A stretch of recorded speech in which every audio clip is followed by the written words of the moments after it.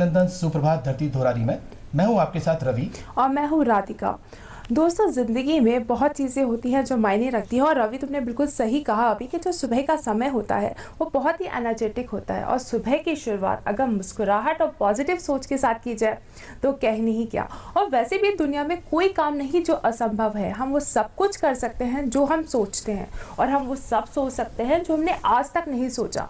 पर ज़रूरी है कि सोच के दायरे को बढ़ाने के साथ साथ उसे साकार भी किया जाए, क्योंकि एवरीथिंग इज़ पॉसिबल। और आज हम आपको अपने जिस मेहमान से मिलवाने जा रहे हैं, उन्होंने अपनी सोच को सपने तक ही सीमित नहीं रखा, उसे साकार भी किया। तो आइए आपको मिलवाते हैं हमारे आज के मेहमान से, जो एक एक्टर भी है, डायरेक्टर भी है, और साथ ही साथ एक कोरियोग्राफर भी है। स्वागत करते हैं डॉक्टर श्रेयांश जैन जी का। श्रेयांश जी, आपका इस कार्यक्रम में बहुत बहुत स्वागत है। नमस्कार राधिका जी, नमस्कार रवि जी, और सभी दर्शकों से भी नमस्कार करना चाहूँगा। राधिका, एक बात करना चाहेंगे कि आज भगवान महावीर की जयंती है जी। और महावीर जयंती पर जो होता है कि हम सभी जानते हैं कि उनके जो आदर्श, उनके जो असूल हैं वो हमेशा बहुत अच्छे रहे हैं, और हमेशा लोग उनको फॉलो करते हैं और ज़िंदगी में हमेशा आगे बढ़ते रहे। जी। तो आज महावीर जयंती है और हमारे साथ श्रेयांश जैन साहब यहाँ पर मौजूद हैं।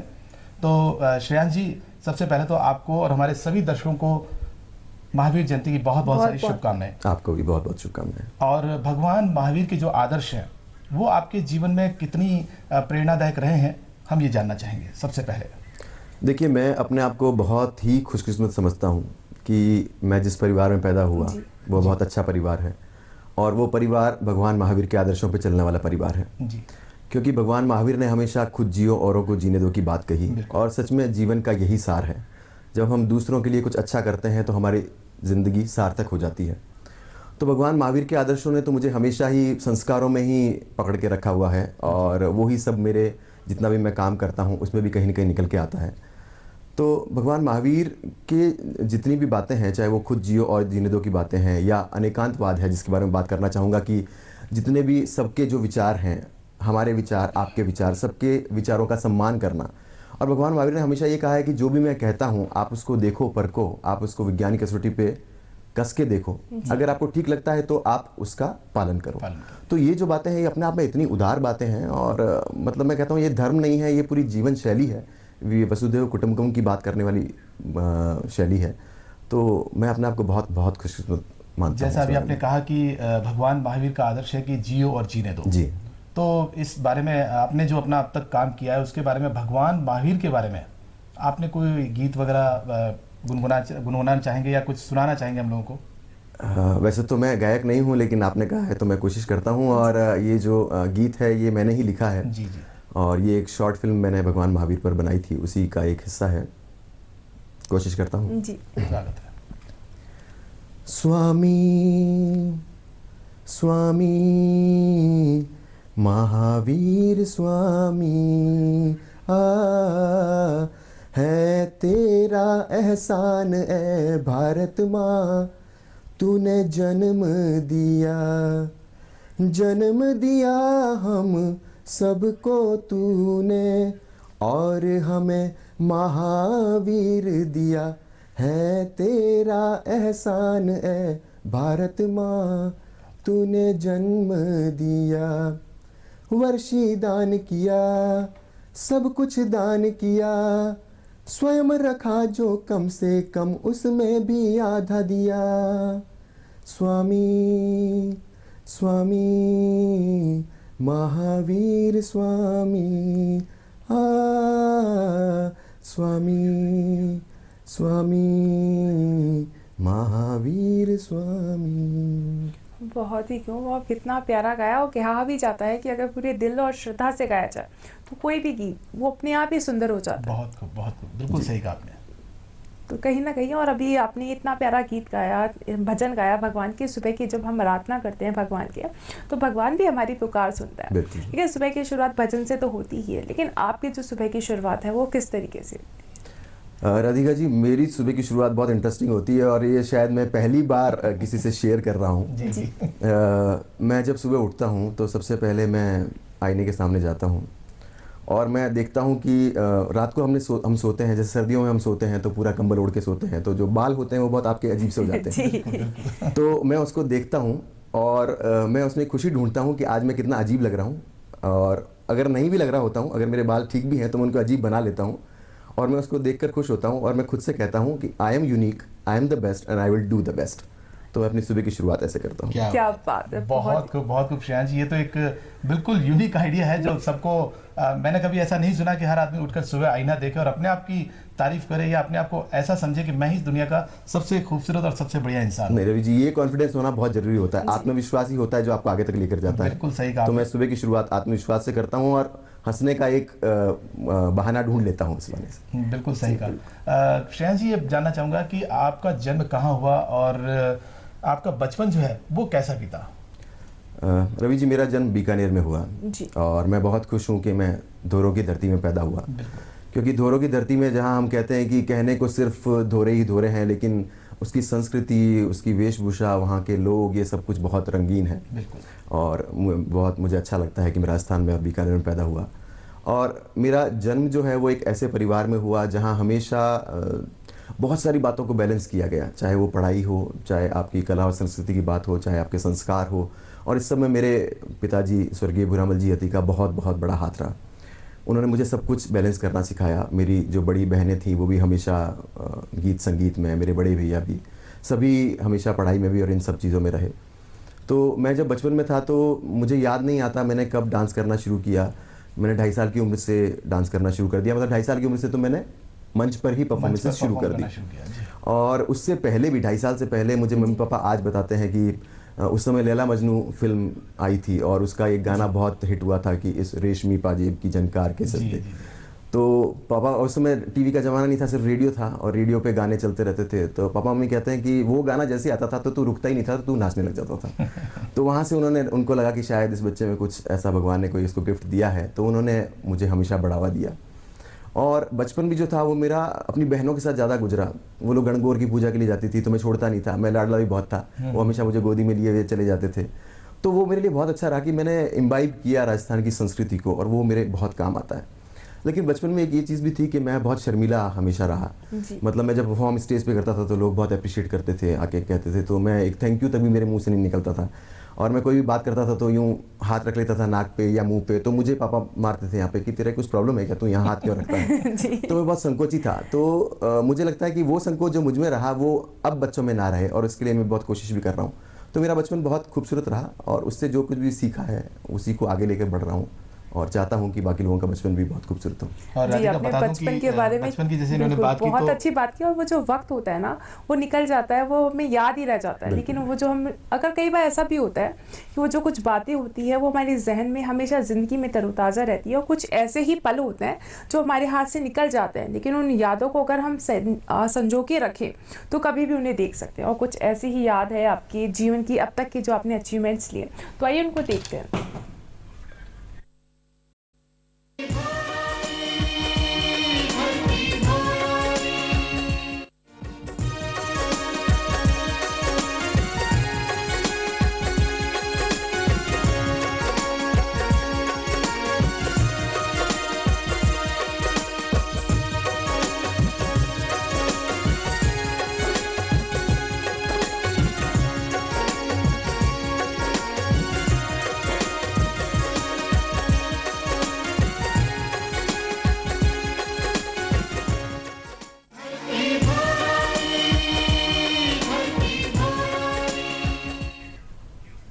श्रेयांश जी, आपकी बहुत अच्छी प्रोफाइल हमने देखी और आपने जो घड़े रखकर डांस किया है और अभी आपकी एक फिल्म भी रिलीज है, उस पर भी हम बात करेंगे।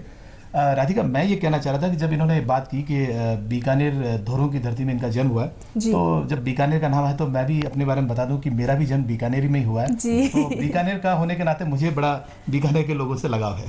जी, वो एक चीज़ होती है, कुछ अट्रैक्शन होता है। जब हम अगर कई बार ऐसा होता है कि हम विदेश चले जाते हैं और हमें भारत का कोई भी इंसान मिल जाए तो हमको लगता है हमारे देश का हमारा कोई भाई, कोई बहन, कुछ ऐसा लगता है कि बहुत ही करीबी रिश्ता हो गया। खैर, ये हमने आपकी प्रोफाइल देखी, आपने बहुत सारे डांस की भी आपके परफॉर्म देखे हमने, लेकिन आपकी जो डांस की शुरुआत है वो कैसे हुई? आपको कैसे लगा कि नहीं मुझे डांसर बनना है आगे जाके, या बचपन से ऐसा कुछ रुझान? देखिए, मेरे जीवन में मुझे लगता है कि बहुत कुछ अपने आप होता गया। मैंने बहुत कुछ कभी बहुत सोच समझ के, बहुत प्लान्ड वे में कभी कुछ नहीं किया, लेकिन शायद मैं यही कहता हूँ कि मेरा पिछले जन्म में मैंने बहुत पुण्य किए हैं कि इस जन्म में मुझे बहुत अच्छे लोग मिले हैं और सब कुछ मेरे जीवन में अच्छा होता गया। और इसलिए मुझे चिंता भी होती है कि इस जन्म में मैं अच्छे कर्म कर लूँ ताकि मेरा अगला जन्म भी अच्छा हो। तो मैं जैनिज्म में विश्वास करता हूँ और कर्म के सिद्धांत को मैं मानता हूँ। बचपन में मुझे, जैसे मैं बता रहा हूँ आपको, मुझे याद भी नहीं आता कि कब मैंने डांस करना शुरू किया और कब गणगौर के मेलों में दीदी वगैरह मुझे बिल्कुल एक गुड़िया की तरह से जाके ले जाते थे और मुझे लड़की बनाकर स्टेज पे परफॉर्मेंसेस होती रहती थी और लोगों को ये मालूम ही नहीं पड़ता था ये लड़का है या लड़की है। और मैं आपको बताऊं कि हम परफॉर्म कर रहे थे कला मंदिर कलकत्ता में। मैं उस समय सिर्फ चौथी का ही छात्र था और सब परफॉर्मेंस हो गई और सबने बहुत अप्रिशिएट किया और चूंकि मैं छोटा भी था और सब मेरा सोलो डांस भी था तो सबको बहुत पसंद आया।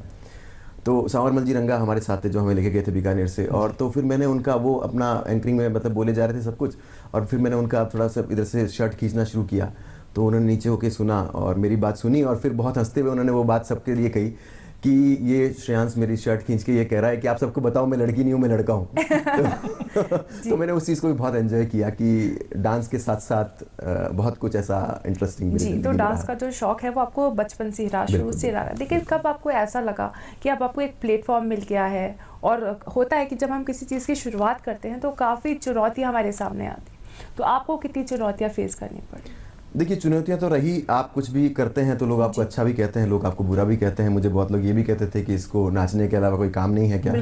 ये वो समय था जब मैंने डांस करना शुरू किया कि कोई लड़का तो डांस में आता ही नहीं था।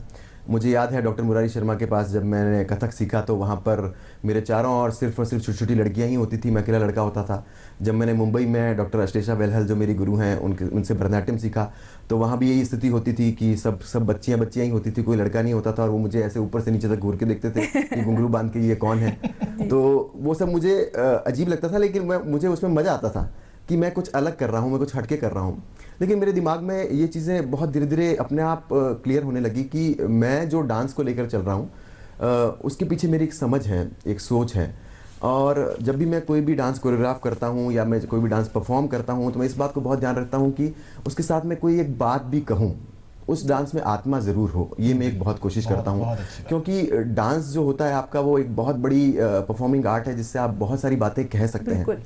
और उस डांस ने ही मुझे इतना कुछ दिया और कि बात को आगे तक पहुंचाना लोगों तक, और वो एक कॉन्फिडेंस भी दिया कि मैं जो बात कहता हूँ मेरे डांस से, मेरी चेहरे के एक्सप्रेशन से वो बात लोगों तक पहुंचती है, लोगों को पसंद आता है मेरा परफॉर्मेंस। तो मैं वो जो कॉन्फिडेंस मेरे में ग्रो होता गया उसने मुझे एक कोरियोग्राफर से एक स्टोरी राइटर, एक स्क्रिप्ट राइटर, एक डायरेक्टर, एक प्रोड्यूसर तक आने में बहुत सहायता की। जी, बहुत सही कहा आपने कि डांस के चलते चलते आप डायरेक्टर, प्रोड्यूसर और कलाकार की श्रेणी में आ गए। श्रेयांश जी, हमने ये देखा है कि आप डांस के साथ साथ आप पढ़ाई में भी शुरू से अव्वल रहे हैं। आपने विज्ञान विषय के साथ साथ एमएससी किया, आपने एमफिल किया, उसके बाद पीएचडी किया, उसके बाद आप सरकारी सेवा में भी आए। जी, कितना संघर्ष रहा आपका इन दोनों फील्ड में मिला के, मतलब किस तरह से आपने अपने आप को मैनेज किया? इसका पूरा श्रेय मैं अपने पापा को ही दूंगा। मेरे पापा मुझे बहुत क्लियर कहते थे, वो एक ही बात बोलते थे जब मैं ज़्यादा डांस में ध्यान देता था, अगर मैं पढ़ाई पर ध्यान नहीं दे रहा हूँ तो मुझे कहते थे, देख मैं तुझे डूम ढोली नहीं बनने दूंगा, कोई तो सिर्फ तू यही करता रहेगा, ये नहीं है। और वो साथ में ये भी होता था कि अगर मैं बहुत ज़्यादा पढ़ाई में ही लगा हुआ हूँ, जैसे मुझे याद है एमएससी फाइनल के एग्ज़ाम्स थे और मुझे बहुत प्रेशर था कि मैं हमेशा टॉपर रहा हूँ, मुझे टॉप करना है, तो मैं सिर्फ 4 घंटे ही सो रहा और सिर्फ पढ़ाई में लगा हुआ रहता था। तो वो मुझे कहते थे कि तू बाहर निकल थोड़ा सा, आज ये परफॉर्मेंस के लिए आया हुआ है, तू ये प्रोग्राम कर ले। तो उन्होंने मुझे बहुत बैलेंस करना सिखाया। तो ये सारा श्रेय मैं उन्हीं को देता हूँ। और ये भी था कि ये सब चीज़ें थोड़ा अनायास भी होती गई। मुझे याद है जब मैंने अपना बीएससी फाइनल का एग्ज़ाम दिया तो एग्ज़ाम के दौरान मैं एनएसडी जा रहा था, क्योंकि एनएसडी मेरा इंटरव्यू था और मैं एनएसडी में टॉप 80s में भी सेलेक्ट हो गया था। तो इधर रात भर मैं जाग के मतलब ट्रेन में आ रहा हूँ और सुबह मुझे एग्ज़ाम भी देना है। मुझे पता भी नहीं था मेरी क्या परसेंटेज बनेगी, और मेरा दिमाग में यही था मुझे एनएसडी जाना है और मुझे तो बस पढ़ाई बहुत होगी। पापा मुझे हमेशा कहते थे तो पीएमटी कम से कम एक बार दे ले, तो डॉक्टर बन जा। मैंने कहा नहीं, मुझे तो डॉक्टर बनना ही नहीं है, मुझे तो कुछ आर्ट के फील्ड में ही करना है। तो यही था, ऐसा चलता रहा। और जब बीएससी हो गई उसके बाद मुझे पता ही नहीं था कि एमएससी के लिए मैं अप्लाई भी करूं। मेरे फ्रेंड्स ने बोला ठीक है चलो एमएससी के लिए अप्लाई कर दिया, परसेंटेज अच्छी थी, उसमें भी सिलेक्शन हो गया। एमएससी के बाद में एमएससी प्रीवियस में मेरे बहुत कम नंबर आए, लेकिन मेरे जो फाइनल था उसके अंदर मैंने टॉप किया। तो मुझे पता ही नहीं था कि डॉक्टर एमएम सक्सेना जो मेरे पीएचडी के गुरु रहे वो कहाँ मुझे ऑब्जर्व कर रहे हैं। और फाइनल का एग्ज़ाम आते उनका फ़ोन आया, बेटा मेरे घर पे आओ। मैं उनके घर पे गया और उन्होंने बोला कि अब ऐसे ऐसे प्रोजेक्ट निकलते हैं, तुम उसके लिए अप्लाई करो और तुम्हें पीएचडी करनी है और मैं करवा दूंगा।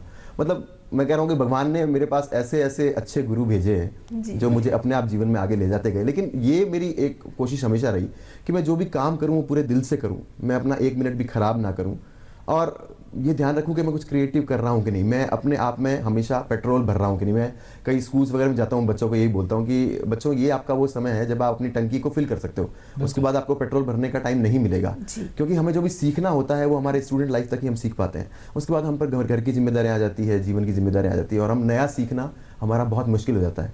हालाँकि मैं उसमें भी वक्त निकाल लेता हूँ।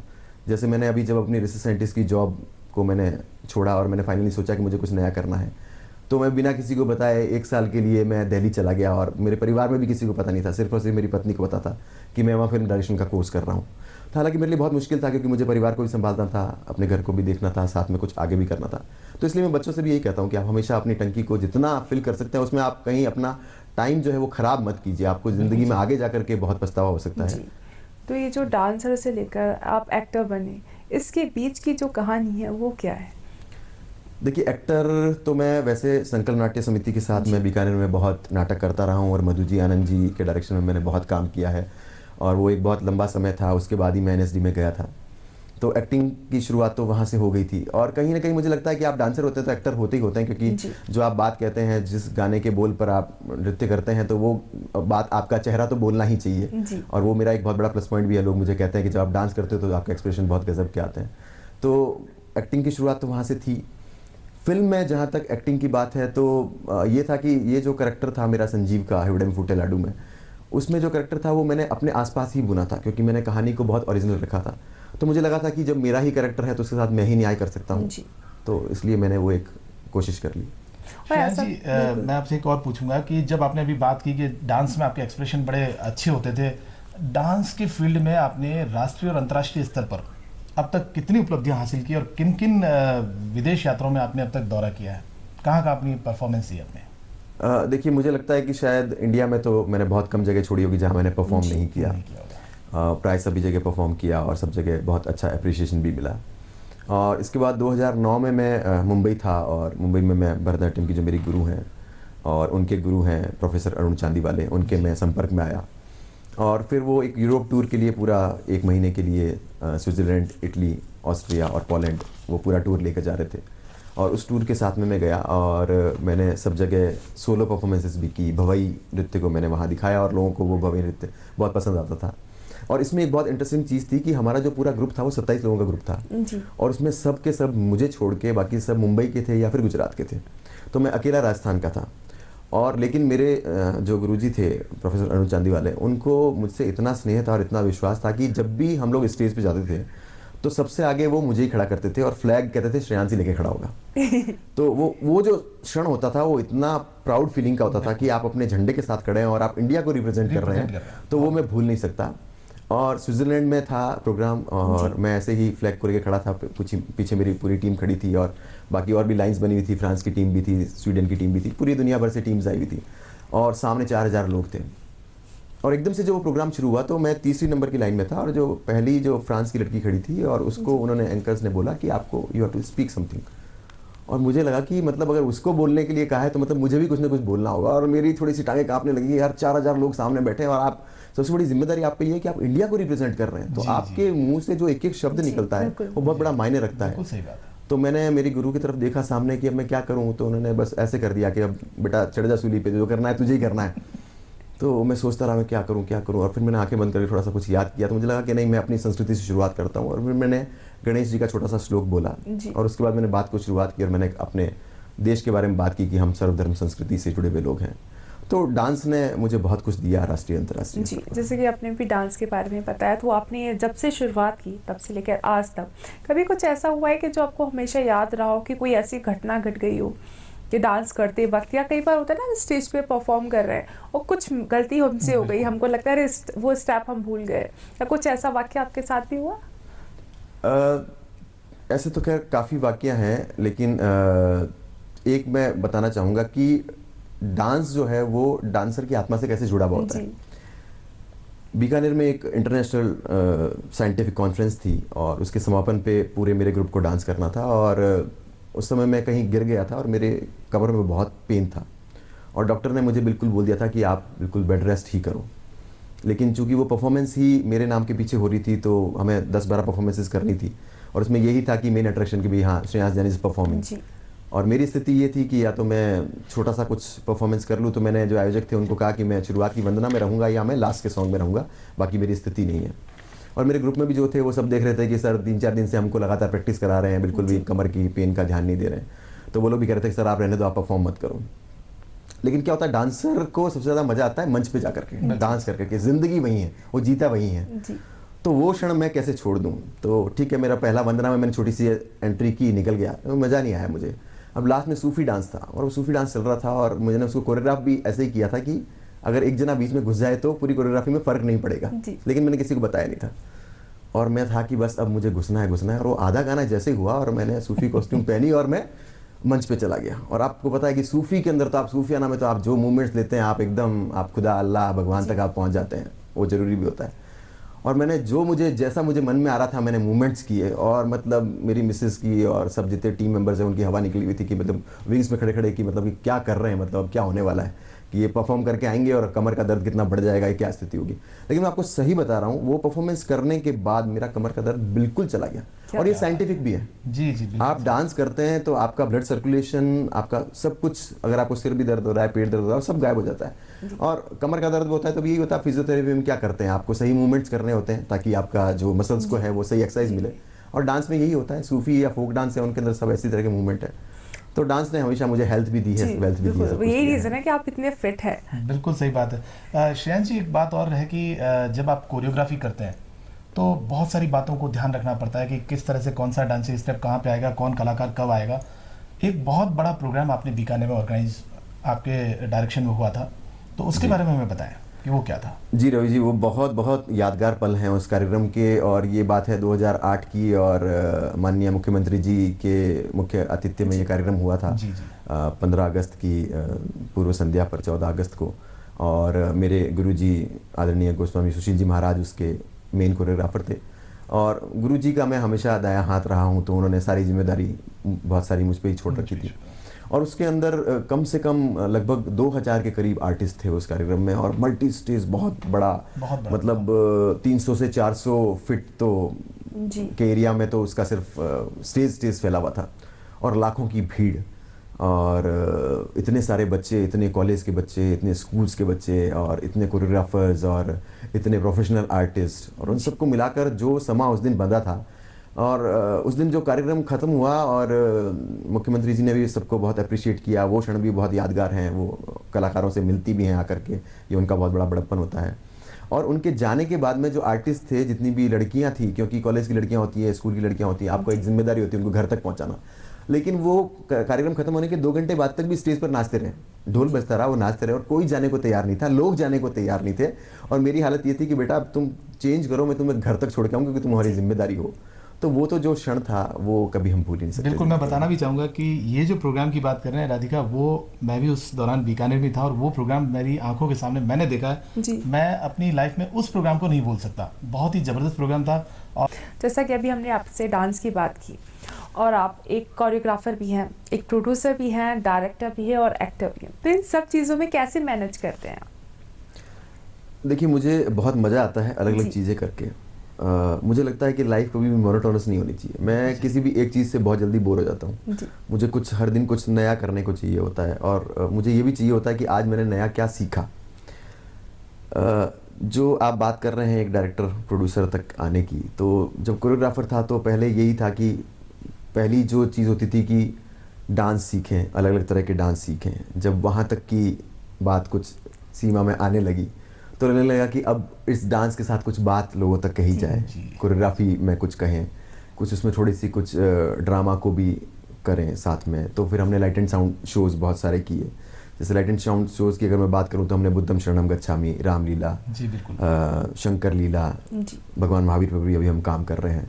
तो पूरे लाइट एंड साउंड शोज़ हम करते थे, उसमें कोरियोग्राफी भी होती थी, उसकी स्क्रिप्ट भी मैं लिखता हूँ, उसकी रिकॉर्डिंग भी हम पूरी करते हैं। तो वहाँ मुझे कुछ और नया सीखने को मिलता था कि आप स्टूडियो में जा रहे हैं, आप पहले ट्रैक रिकॉर्ड कर रहे हैं और उसके बाद में आप कैसे स्टेज पर उसको लाते हैं, साथ में लाइट्स को लेकर के क्या होता है, तो वो सीखा। फिर वहाँ तक भी लगा कि हाँ अब कुछ सीख लिया है। हालांकि ये तो कहना बहुत मुश्किल है कि आप किसी भी फील्ड के बारे में आप बहुत कुछ सीख लेते हैं, सारा सीख लेते हैं, सीखने का क्रम जारी रहता है। लेकिन फिर मुझे लगा कि अब मैं कुछ और करूँ। तो मेरे दिमाग में ये बात थी कि मैं जो भी काम कर रहा हूँ क्या वो स्थायी है, क्या मैं जो प्रयास कर रहा हूँ क्या वो लोगों तक पहुँच रहे हैं, क्या मैं अगर अच्छी बात कह रहा हूँ तो वो क्लास और मास तक उसी रूप में पहुँच रहा है या नहीं। जी। तो मुझे लगा कि फ़िल्म बहुत सशक्त माध्यम है। अगर आपकी फ़िल्म लोगों तक पहुंचती है तो आपकी बात पहुंचती है, और वो सिर्फ एक बार के लिए नहीं पहुंचती, वो फ़िल्म आपकी बात को हमेशा के लिए ज़िंदा रखती है और आपको भी ज़िंदा रखती है। और मैं भी एक इंसान हूँ, मुझे भी बहुत अच्छा लगता है कि लोग मेरी तारीफ़ करें या मेरे काम की तारीफ़ करें या मैं अपने मरने के बाद भी मैं ज़िंदा रहूँ। तो बिल्कुल ये चीज़ मेरे अंदर थी और यही बात थी जिसने मुझे रातों को सोने नहीं दिया। अभी भी मैं बहुत कम सो पाता हूँ। अभी भी ये होता है कि मैं अगर 2 बजे भी सोता हूँ और 6:30 का अलार्म लगाया तो भी 6 बजे मेरी आँख खुल जाती है, अलार्म बाद में बजता है, क्योंकि सपना होता है वो आपको सोने नहीं देता। जी। तो वो सपना था मेरा कि मैं कुछ नया सीखूँ, मैं कुछ नया करूँ, और उसी के लिए मुझे लगा कि कुछ सार्थक काम होना चाहिए। मैं जब भी फ़िल्म देखता हूँ तो बहुत अच्छी फ़िल्में भी देखने को मिलती है, कई बार ऐसी फ़िल्में भी देखने को मिली जब लगता था कि ऐसा सिनेमा नहीं होना चाहिए, कुछ अच्छा सिनेमा होना चाहिए जिससे हम कुछ सीख सकें, जिससे हमारी ज़िंदगी में कुछ बेहतरी आ सके। तो मुझे लगता है कि आप जब एक उंगली किसी की ओर उठाते हैं तो बहुत सारी उंगलियां आपकी तरफ होती है। तो मुझे लगा कि मैं वो काम खुद क्यों नहीं करूं। ये कहना बहुत आसान होता है, क्योंकि आप जब कोई फ़िल्म बनाते हैं तो उसके कॉमर्शियल एस्पेक्ट आपको बहुत ध्यान रखने पड़ते हैं, क्योंकि अगर लोगों ने फ़िल्म आपकी आकर हॉल तक नहीं देखी तो आप कैसे सर्वाइव करेंगे, ये बहुत बड़ी मुश्किल होती है। तो लेकिन मेरे दिमाग में हमेशा ये रहा कि मेरा बुरा कभी नहीं होगा, और आज तक मेरा बुरा कहीं नहीं हुआ। उसके पीछे एक मेरी फिलॉसफी है कि मैंने जानबूझकर किसी का बुरा नहीं किया तो मेरा बुरा नहीं होगा। बिल्कुल सही बात। अनजाने में अगर मैंने किसी का बुरा किया है तो उसका तो मुझे भुगतना ही पड़ेगा, और वो मैं भुगतने के लिए तैयार हूँ। लेकिन जानबूझ के मैं किसी का बुरा नहीं करता, जानबूझकर मैं किसी का दिल नहीं दुखाता। तो लोग भी मेरा दिल नहीं दुखाते, मुझे हमेशा लोग प्रमोट करते हैं, हमेशा एनकरेज करते हैं, हमेशा सपोर्ट करते हैं। तो फिल्म मेकिंग की जो बात थी उसमें भी कुछ ऐसा ही था कि मेरे मन में कुछ कहानियाँ उमड़ घुमड़ रही थी डांस से ऊपर उठ के। तो मुझे लगता था कि ये मैं कहानियाँ लोगों तक पहुँचाऊँ, मेरी ये कहानियाँ इंटरेस्टिंग हैं, लोग इसको पसंद करेंगे, और मेरी इस कहानी में कुछ बात भी है जो लोगों तक, कुछ सामाजिक संदेश भी है जो पहुँचने चाहिए। तो एक विश्वास मन में जगाया। हालांकि बहुत मुश्किल था मुझे ये सब करने में, कम से कम 1-2 साल लगे। मैंने बहुत सारी मोटिवेशनल बुक्स पढ़ी। मुझे कुछ लोग कहते भी थे कि ये क्यों पढ़ते रहते हो, क्या किसी मतलब मार्केटिंग फील्ड में जाना चाहते हो क्या, क्योंकि प्राय शायद मार्केटिंग के लोग ज़्यादा पढ़ते हैं। तो मैं उनको सिर्फ हंस के टाल देता था, पर मेरी कोशिश ये होती थी कि मैं ट्रेन में हूँ, बस में हूँ, तो कभी न कभी कुछ नई किताब मिल गई, उसको पढ़ूँ, इसको पढ़ूँ। और हमेशा वो मोटिवेशन मेरे लिए बहुत काम आया कि मुझे लगा कि नहीं, मैं कुछ अच्छा कर सकता हूँ। बहुत सारे लोग जिन्होंने ज़िंदगी में बहुत अच्छा किया है, अपने अपने फील्ड में एक्सेल किया है, उन्होंने बहुत मुश्किलों से ही किया है, और लेकिन अच्छा होगा। और मुझे ऐसा लगता है कि भगवान से मैंने जो भी मांगा ना, मुझे भगवान ने हमेशा तथास्तु कह दिया। और मैंने भगवान से, मतलब जब मैंने सोचा कि फिल्म लाइन में जाना है तो लोगों ने कहा कि ये बहुत स्ट्रगल वाला फील्ड है, और अगर आप इसके बारे में सोचते हो तो बहुत सोच समझ के कदम रखना, कहाँ आप रिसर्च साइंटिस्ट की फील्ड में बहुत अच्छे वेल सेटल्ड हो, और अब आप कहाँ इतनी अनसर्टेनिटी वाले फील्ड में जाना चाहते हो। लेकिन मुझे ये था कि ये बहुत अनसर्टेनिटी वाला फील्ड है, लेकिन ये बहुत क्रिएटिव फील्ड है, तो इसलिए मुझे इसमें आना ही था। तो एक विश्वास मन में जगाया कि नहीं, मैं कुछ करूँगा। और मुझे ये भी लगा कि कुछ करना है, लेकिन उसके लिए मैं क्यों ढूंढूं कि कोई मेरे लिए कुछ करेगा, कोई मेरा साथ देगा। बिल्कुल सही। मतलब एकला चालू रहे, मुझे करना पड़ेगा, पहले ये शुरुआत मुझे करनी पड़ेगी। तो मैं बैठा रहता था, बहुत घंटों सोचता रहता था क्या करूं, कौन सा कदम उठाऊं, कैसे फिल्म्स मुझे बनानी है, कैसे करूं, ये हिम्मत कर लूं या नहीं कर लूं। बहुत प्लस माइनस भी मेरे दिमाग में आते थे, लेकिन फिर मैंने सोचा कि नहीं, मेरा बुरा नहीं होगा, और मैंने आज तक अच्छा किया है और मेरे साथ अच्छा हुआ है, तो भगवान मेरे साथ अब भी अच्छा करेंगे। और बिल्कुल राधिका, इनका जो सपना था वो साकार हुआ इसी 8 अप्रैल को, और आप द्वारा बनाई गई और निर्देशित की गई फिल्म हिवड़े में फूटे लाडू इन्होंने रिलीज की है, फीचर फिल्म राजस्थानी। श्रेयांश जी, बहुत बहुत बधाई आपको इसके लिए। और एक आपका जो डांस परफॉर्मेंस है वो हम यहाँ पर दर्शकों को दिखाना चाहेंगे। जी बिल्कुल।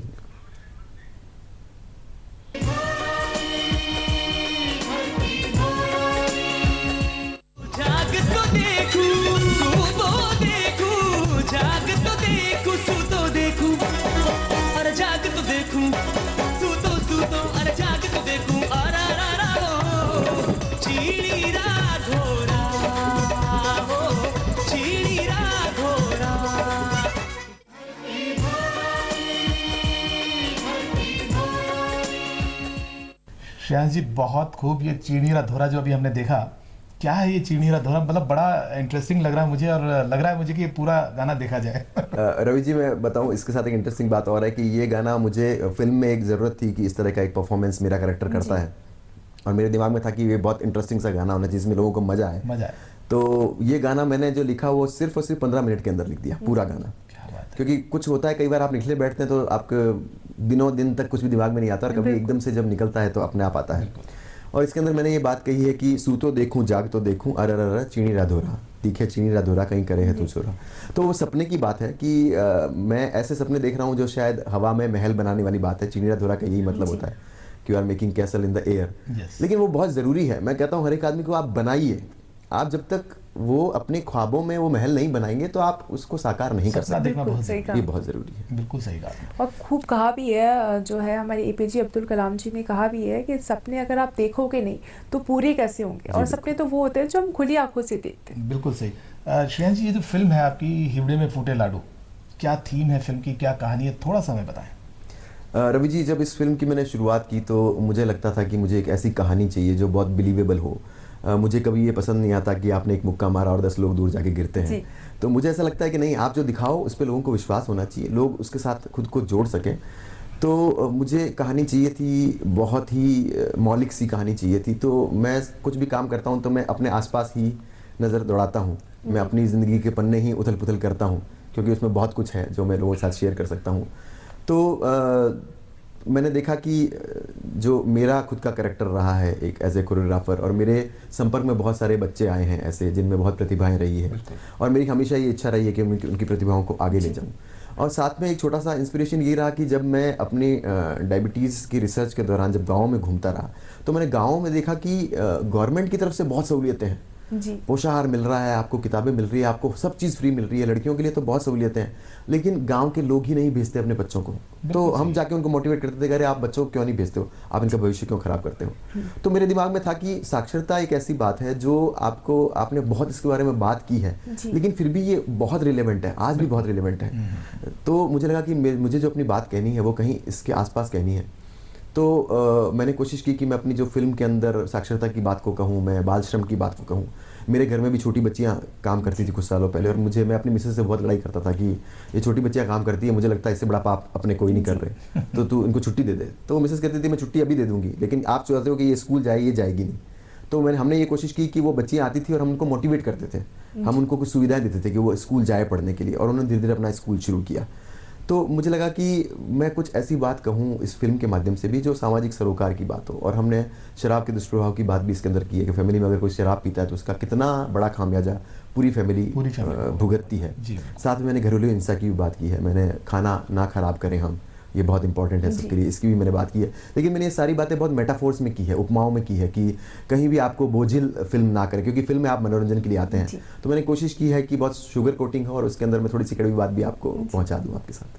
बिल्कुल। और जैसे राजस्थानी फिल्म अभी आपने बनाई हिवड़े में फूटे लाडू, इससे पहले भी आपने कुछ शॉर्ट फिल्में बनाई हैं और वो भी काफ़ी अंतर्राष्ट्रीय स्तर पर आपकी सेलेक्ट हुई हैं, उनके बारे में भी हमें बताएं। जी रवि जी, इससे पहले मैंने 2 शॉर्ट फिल्म्स बनाई है। उसमें से पहली थी क्रोध से ध्यान तक। उसके अंदर मैंने भगवान महावीर के जीवन पे ही काम किया कि भगवान महावीर के अपने एक जन्म के अंदर उन्होंने, जो राजा थे वो, और गुस्से में उन्होंने अपने सैनिक के कान में शीशा पिघला हुआ डलवा दिया, तो वो उनको भुगतना पड़ा बाद में जा करके।